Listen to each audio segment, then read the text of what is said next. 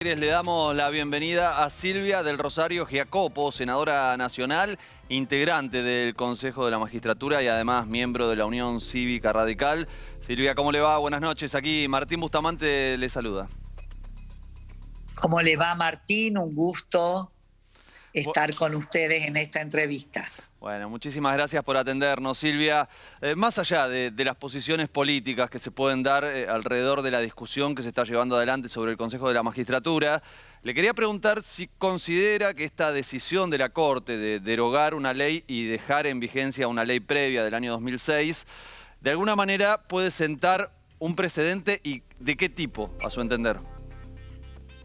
Bueno, creo que la Corte, al dejar sin efecto la reforma que se hizo en el 2016, vuelve al origen constitucional y vuelve a cumplir con los fundamentos que tuvo el constituyente cuando crea el Consejo de la Magistratura, sí. Porque eso fue creado, este organismo, este poder dentro de la división de poderes como parte del Poder Judicial, sí. Casualmente para que exista un órgano que controle el servicio de justicia. Y este órgano debía estar compuesto de tal forma que garantice el equilibrio, sí. del funcionamiento y que no tenga una preponderancia o un peso la política sobre la cuestión técnica, académica y judicial. Lamentablemente, desde el 2016, cuando se reforma esta ley hoy vigente, sí. Pierde ese equilibrio la composición del Consejo de la Magistratura. Lo que hizo la Corte es subsanar algo que nunca se debió haber modificado o se debió haber tocado. Pero Silvia, lo que llama la atención, sí, es que pasaron 15 años. No pasaron desde la ley, pero 5 años... De la reforma, sí. De la reforma 16. Sí. Pero 5 años desde que el Colegio de Abogados presenta esta reforma como un caso de inconstitucionalidad y la Corte tardó 5 años en resolverlo. No 16. Sí. 16 tiene la vigencia. ¿Qué implica para este momento, esta discusión que se está generando para el funcionamiento del Consejo actualmente? Mire, ahora tiene una composición, si miramos una composición de afinidades, donde sí o sí se van a necesitar acuerdos para cuestiones coyunturales. Lamentablemente no vamos a tener grandes avances, estimo yo, por la forma en que sucedieron las cosas, que ahora se ha judicializado la designación de los miembros de ambas cámaras. Sí. Hay una denuncia en contra de la designación de la diputada Roxana Reyes, hay una denuncia contra la división del bloque del Frente de Todos, porque hay una maniobra con una intencionalidad manifiesta, dio cumplimiento al fallo de la Corte, el Senado de la Nación, pero con esto ha dado lugar a que este tema se judicialice, se dilate, y en realidad ya veníamos con algunos problemas porque había cuestiones que habían surgido donde no pudimos acordar algunas ternas, la elevación y la conclusión de algunas ternas, porque había un clima en el Consejo, había diálogo, sí, pero no pudimos acordar porque el tema de los traslados, a no tener claridad en una ley de traslados, que es una necesidad y que debemos trabajar en ello, se habían dado algunas situaciones que llevaron a corrimientos, a manejos que pusieron en vilo el acuerdo para poder concretar las ternas que teníamos que elevar al Ejecutivo. Sí. También el Ejecutivo ha retirado, cuando asume el poder el presidente de la Nación, retira las ternas y los pliegos. Hoy la situación es bastante complicada, no del Consejo, sino del Servicio de Justicia, claro, en cuanto Senadora, a que existe casi un tercio de vacancias en la justicia federal. ¿Qué opinión le merece en términos éticos y en términos institucionales la decisión del presidente de la Corte Suprema de autodesignarse como presidente del Consejo de la Magistratura? Y si usted lo mira como una autodesignación, pero es lo que dice la ley. La ley habla de que debe presidir el Consejo el presidente de la Corte. Y hoy el presidente de la Corte es el doctor Rosati. No hay una autodesignación. Si lo miramos con ese prisma, podríamos decir que hay, pero no es así. Eso dice la ley. Pero éticamente e institucionalmente, ¿le parece bien? Mire, hay cosas que, a ver, no sé por qué no me parece ético, porque lo dice la ley. Yo creo que al contrario, no sería ético no cumplir con la ley, el presidente de la Corte. Dice, ¿cierto? No la ley. Sí. La ley que derogó el propio presidente de la Corte y junto al resto de los miembros. Que deroga el Congreso en el año 2016. Sí. ¿Qué le pareció la intervención que tuvo Sergio Massa en el marco de este conflicto, que se diferenció, si se quiere, con respecto a otros miembros del oficialismo en relación a la designación de la diputada Reyes? Me pareció correcto, porque ¿cómo no vamos a cumplir desde las autoridades, y en este caso quien preside la Cámara Baja, sí, cómo no va a cumplir con una orden judicial? Si nosotros en la República no respetamos los roles de cada uno de los pilares de la República, Poder Judicial, Poder Legislativo, Poder Ejecutivo, bueno, si no nos vamos a ajustar a la ley, a la Constitución, a la ley de leyes, sí, es porque tenemos una mirada de oportunidades y de tiempos políticos. Eso mismo dice el oficialismo, Silvia. Dice exactamente lo mismo, que la Corte Suprema no está respetando la Constitución y se está atribuyendo una función que no le corresponde, que es la de legislar.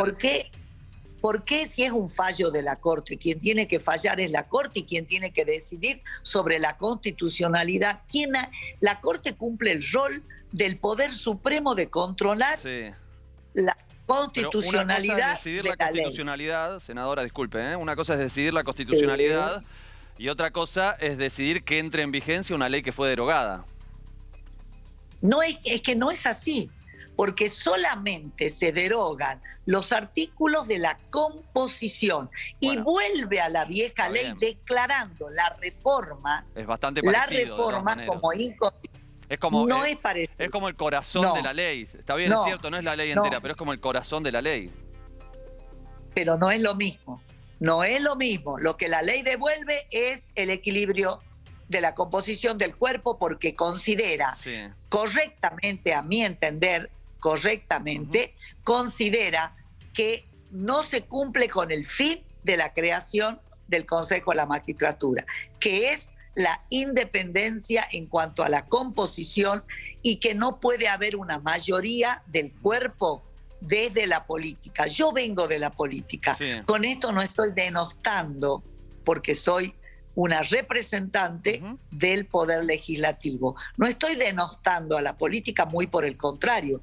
Me siento con la competencia y con la capacidad de ejercer el cargo con que me ha honrado mi espacio político. Pero no me parece que haya una prioridad de la política y en el cuerpo que tiene la función de controlar el servicio de justicia, de controlar que los jueces resuelvan según derecho, que sean probos, y además de tomar los concursos y elevar las ternas para que el otro poder del Estado las eleve al Congreso para ser aprobados y designados. No me senadora, parece. Dado que habían aprobado, tenía media sanción ya un proyecto de ley, lo tiene que discutir ahora la Cámara de Diputados y luego, si hay modificaciones, otra vez el Senado de la Nación. ¿Podía esperar un poquito más la Corte Suprema para hacer entrar en vigencia esta decisión? Es un tema, la Corte no tiene tiempos, nos puede parecer mucho, nos puede parecer poco, pero mientras no reformemos la Constitución y le pongamos plazos para resolver, lo hace dentro de las potestades que tiene. Yo no puedo opinar sobre los plazos o no de un fallo. Para mí deberían ser mucho más escuetos los plazos, sí. Y a veces hay algunos jueces que manejan los tiempos en forma pendular, pero con esto no estoy haciendo un ataque a la Corte ni al servicio de justicia en general. Dije muy claro, algunos jueces manejan oportunidades para fallar. No es este el caso a mi criterio. Para mí la Corte le dio fin a un conflicto que se fue planteado hace 6 años y lo resolvió según derecho. ¿Cuál considera que usted que en este momento es la relación entre el servicio de justicia que usted está describiendo y el ciudadano de a pie? Hay un concepto muy alejado del respeto a la institución y a la institución suprema que es el servicio de justicia. Esto es lamentable, porque no es bueno que el ciudadano de a pie, como usted dice, el ciudadano común, se encuentre alejado del servicio de justicia, se encuentre alejado de la justicia. Pero acá hay un descrédito hacia las instituciones de la República que es fruto de una descalificación permanente, llámese a los legisladores, llámese al Poder Ejecutivo, llámese a la justicia. Pero ninguna de las instituciones, la institución más importante en cuanto a la jerarquía de poderes, si bien es cierto cada uno tiene su autonomía y es jerárquico e independiente uno de otro, pero a esta jerarquía que tiene el servicio de justicia, la Corte en este caso, poder denostar de parte de autoridades, puntualmente el ministro de Justicia. Usted habló de la media sanción. Usted pida la taquigráfica, las expresiones que tuvo el ministro de Justicia de la Nación Argentina en el Congreso cuando fue a presentar la ley en forma express, y quisieron dibujar un debate. No hubo debate. Un día constituyeron la comisión y al otro día firmaron el dictamen. Así se está trabajando en el Congreso de la Nación. Así, a los empujones.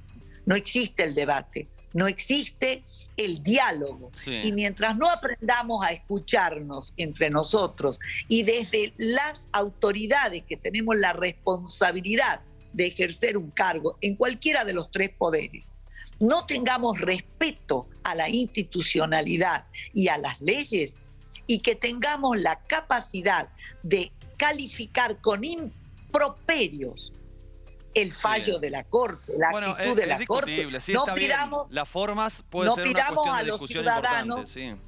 Sí, ahora, no pidamos ahora la pregunta... a los ciudadanos que respeten las instituciones, porque si las autoridades no tenemos usted dice esa que es responsabilidad capacidad del ministro de Justicia este alejamiento que hay entre la ciudadanía y el Poder Judicial. No, le estoy dando uno de los casos. Esto viene no de ahora, viene desde hace mucho tiempo. Todos tenemos una cuota de responsabilidad. ¿Y qué responsabilidad tienen los jueces? La responsabilidad de quizás en algunas cuestiones no ser oportunos. La justicia tardía no es justicia. Entonces, reitero, en algunos casos quizás por la razón que fuere, falta de estructura, falta de tecnología, lo que usted pueda encontrar para justificar un retardo en el servicio de justicia. También las vacancias. Hay juzgados que están vacantes, que no tienen, por ejemplo, conectividad. ¿Cuántos juzgados federales de lo ancho y lo largo del territorio están en condiciones que de operatividad no tienen nada, porque no tienen recursos, no tienen personal, no tienen tecnología.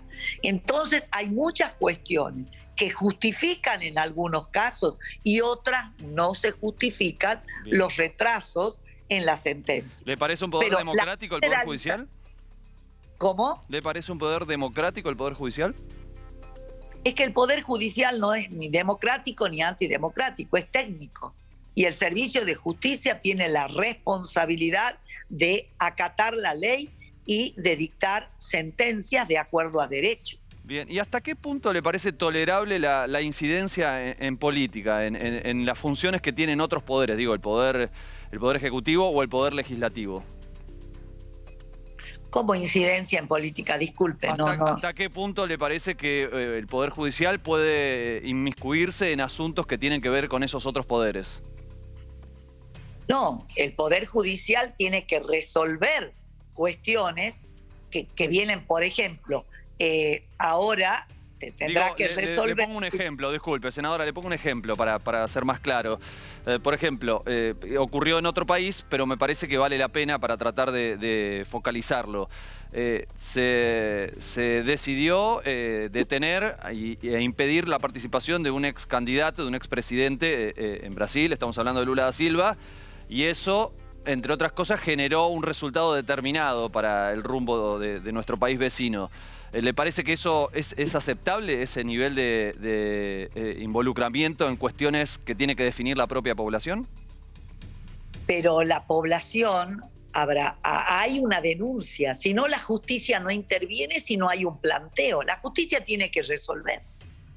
Por un tema o por el otro, la sentencia tiene que estar, que es la resolución de un conflicto. En este caso, o en cualquier conflicto, ya sea entre ciudadanos o entre ciudadano y el Estado, sí, de la materia que fuere, cuando se plantea a la justicia tiene que resolver. No es que la justicia va a buscar el caso. En este caso, en el de Lula, hubo una denuncia, hubo un planteo y la justicia resuelve. Nos puede gustar o no lo que resolvió la justicia, sí, pero la justicia resuelve. Sí, y no fue imparcial, según se demostró luego. Pero bueno, está bien, es importante. La verdad que es muy interesante poder conversar con usted de todos estos temas. Así que le queremos mandar un gran saludo y le queremos agradecer mucho por este tiempo. A usted, gracias. Hasta a su orden.